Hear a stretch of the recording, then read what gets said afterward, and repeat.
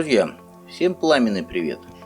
На создание этого ролика меня натолкнули некоторые ваши комментарии под видео к игре по скрипту. И вот одно такое. Так, например, Роман пишет: «Зашибись, русские воюют за фашистов», тем самым высказывая свое мнение по факту моей игры за немецкую сторону. Хочу отметить, что фашистов как таковых в игре нет, как нет и запрещенной нацистской символики. Я не знаю, сколько лет Роману, но меня радует его патриотизм. И тут сразу вспомнилось мое далекое детство, когда мы мальчишками во дворе играли в войнушку. Никто из нас не хотел играть за немцев. Все поголовно стремились попасть в команду за русских. И если бы мы не умели договариваться, то и игры бы не было. Как правило, все решалось путем жребия. И мы играли, хотя нам не нравилось играть за немцев, но таковы были правила. В игру по скриптам я играю уже больше года. И я не собираюсь сейчас проводить сравнительные параллели с другими похожими играми. У каждого из вас есть свои предпочтения и вкусы. И во что играть, каждый для себя решает сам. Если вы хотите знать, почему я выбрал для себя именно по скриптам, то об этом мы поговорим в другой раз. Ну или пишите в комментариях. Но вначале я хотел бы почтить память минуты молчания всех павших в ужасной войне против фашистских захватчиков.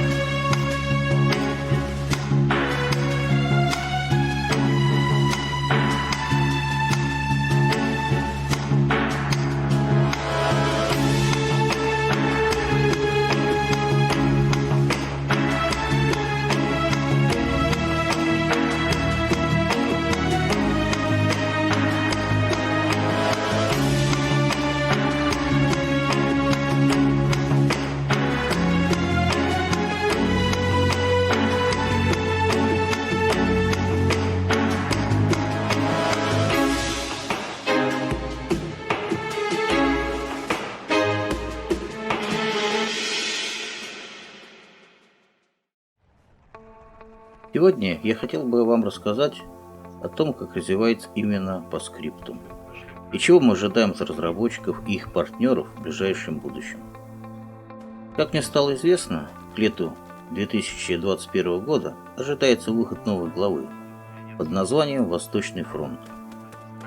Вот уже около года над этим проектом трудится группа ребят из Chapter Red.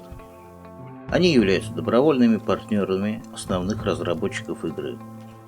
Это команда молодых ребят-энтузиастов, наши с вами соотечественники, которые приложили максимум усилий для создания новой главы, за что им огромное спасибо.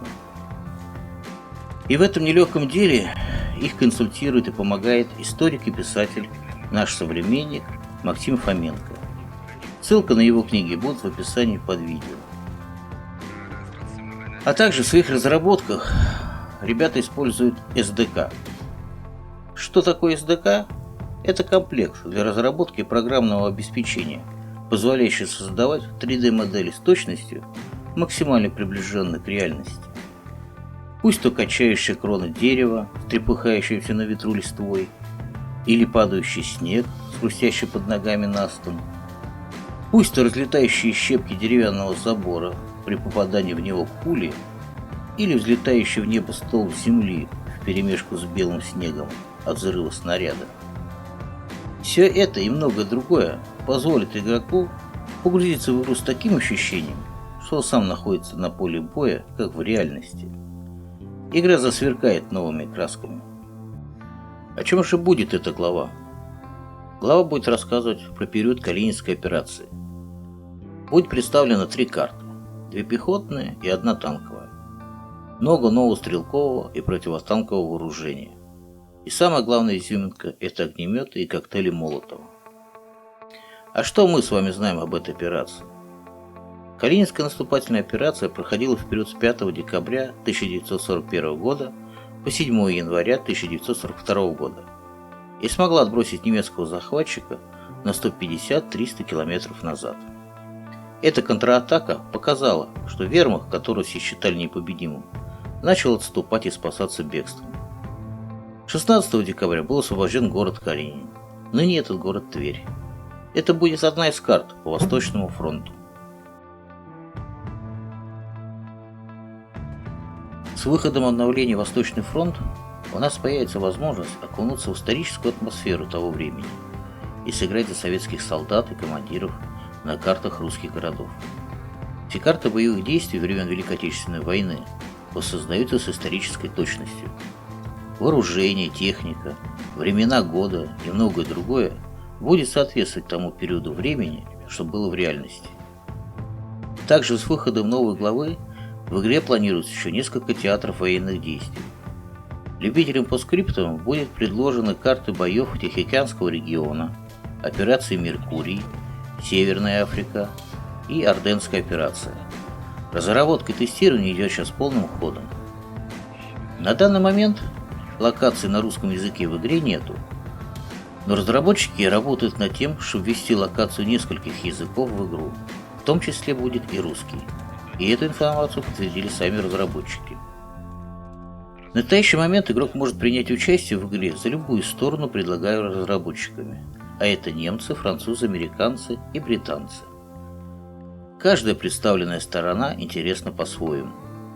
70 видов оружия и техники.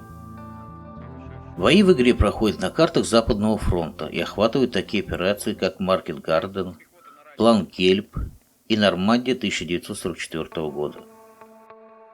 Разработчики постарались сделать игру как можно близко к реалистичности, посещая военные музеи в Европе и места сражений того времени.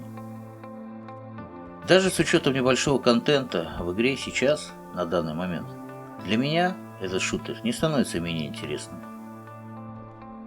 И в заключение предлагаю вам ознакомиться с вооружением и техникой, которая будет на вооружении советских войск в новой главе под названием «Восточный фронт». И до новых встреч, друзья!